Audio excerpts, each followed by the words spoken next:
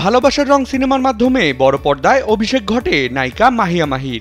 ঢালিউডে নায়িকাদের মধ্যে একক আধিপত্য বিস্তার করেছিলেন অগ্নিখ্যাত মাহি। তবে একটা সময় ছন্দপতন ঘটে তার জীবনে। ব্যক্তি জীবনে বিয়ে, বিচ্ছেদ, রাজনীতিতে জড়িয়ে হন বিতর্কিত। তখন থেকেই সিনেমার ক্যারিয়ারে জলাঞ্জলি হয় তার। রাজনীতিতেও সফল হতে পারেননি মাহি। বর্তমানে খবরের শিরোনামে নেই মাহি। সোশ্যাল মিডিয়ায় পোস্ট করে মাঝে মধ্যে আলোচনায় আসেন তিনি। সম্প্রতি ফেসবুক পোস্টে নিজের অভিমানের কথা প্রকাশ করে ফের খবরের শিরোনামে উঠে এসেছেন মাহি।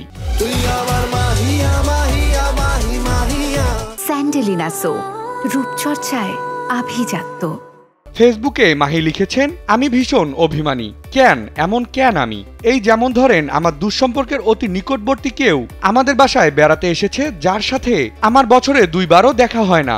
সেও যদি 2-3 দিন আমার সাথে নিয়ম করে লাঞ্চ অথবা ডিনার করার পর চতুর্থ দিন কোনো কারণে আমাকে রেখে খেয়ে ফেলে, তাতেই আমার বুক ফেটে কান্না আসে।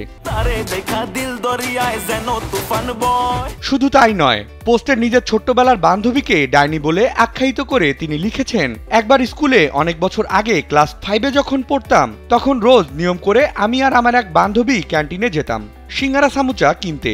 একদিন দেখি কি ওই ডাইনি আর এক ডাইনিকে নিয়ে ক্যান্টিনে গেছে। এরপর 10 বছর কেটে গিয়েছিল, ওর সাথে আর কথা বলা হয়নি। 10 বছর পর শপিং মলে দেখা হয়েছিল। তখন ওকে বলেছিলাম কেন আমার অভিমান হয়েছিল, কি হবে আমার গায়েস। এদিকে মাহির সেই পোস্টে অনেকেই মন্তব্য করে জানতে চেয়েছেন কার সঙ্গে এমন হলো।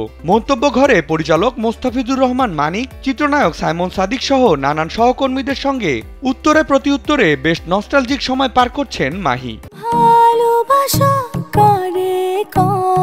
বিনোদন ডেস্ক, কালবেলা।